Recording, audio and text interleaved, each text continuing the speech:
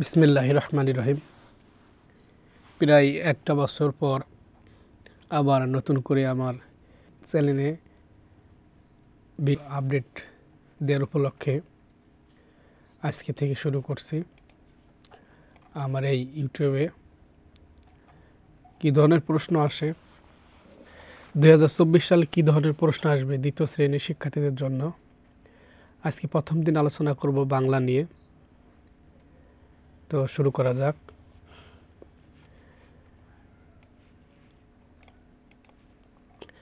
এখানে তারা দেখবে 2 ঘন্টা থাকবে সময়, পূর্ণমান 100।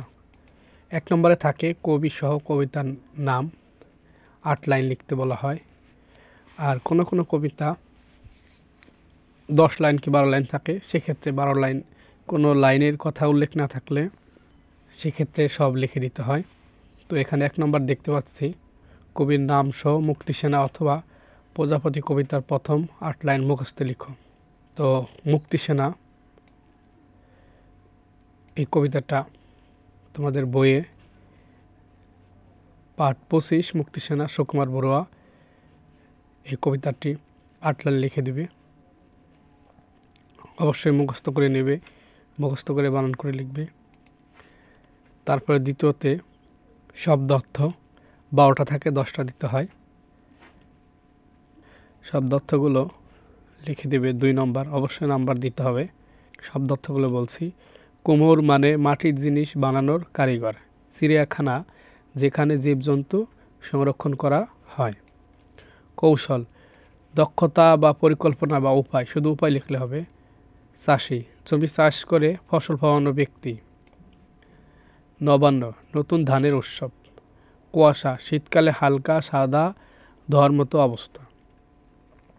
সুখ আনন্দ বা শান্তি, সুন্দর যা মনোরম বা দৃষ্টিনন্দন। দুনিয়া পৃথিবী খাদ্য খাওয়ার উপযোগী বস্তু। আর 3 নম্বরে থাকে বাক্য তৈরি করা। বাক্য তৈরি করার ক্ষেত্রে এই শব্দটা অবশ্যই বাক্যের ভিতর থাকতে হবে। যেই শব্দ দিয়ে বাক্য রচনা করবে সেটা শব্দার্থের মতো এরকমভাবে লেখা যাবে না। কীভাবে লিখতে হবে সেটা আমি দেখাচ্ছি। বাক্য তৈরি। দল ফুটবল খেলার জন্য আমরা একটি দল গঠন করেছি, অথবা আমরা দলে 10 জন আছি বা 5 জন আছি। ক্লাসের রুমে যে দল ভাগ করা হয় সবুজ লাল দল, সেইভাবেও দেওয়া যায় যে আমাদের সবুজ দলে 5 জন আছে বা 6 জন। সখা রবীন্দ্রনাথ আমার সখার মতো আপন। ধরণী ধরণী সবুজ চাদরে ঢেকে রয়েছে। মুগ্ধ সূর্যাস্ত দেখে আমি মুগ্ধ হয়ে গেলাম। রংধনু বৃষ্টির পরে আকাশে রংধনু দেখা গেল। তারপরে বিপরীত শব্দ, ভালো মন্দ, সকাল সন্ধ্যা, সৎ অসৎ, কালো সাদা, মিষ্টি তিতা বা তেতো। 5 নম্বরে যুক্তবর্ণ থাকবে। যুক্তবর্ণের ক্ষেত্রে অবশ্যই ভেঙে লিখতে হবে এবং একটা শব্দ লিখতে হবে। 5টা আছে, বেশি থাকতে পারে, 7টা থাকতে পারে, 5টা দিতে হবে। তো ক্ষিয় খ লিখে তারপরে ক যোগ মূর্ধন্য ষ দিয়ে সমান লিখতে হবে। ক্ষতি পুস্তকের ক্ষেত্রেও তার মধ্যে সযুক্ত।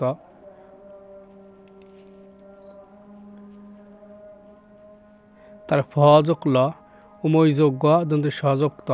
আর প্রত্যেকটা একটা একটা করে শব্দ দিয়ে দিতে হবে এরকমভাবে ওটা লেখার পরে।